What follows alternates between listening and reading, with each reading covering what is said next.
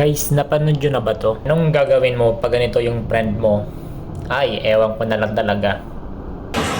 Ate, pengi daw siya nito.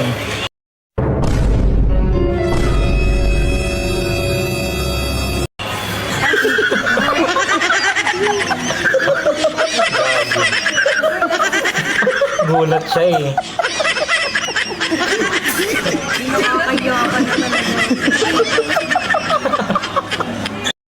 Paano naman kung nauuwaw yung friend mo?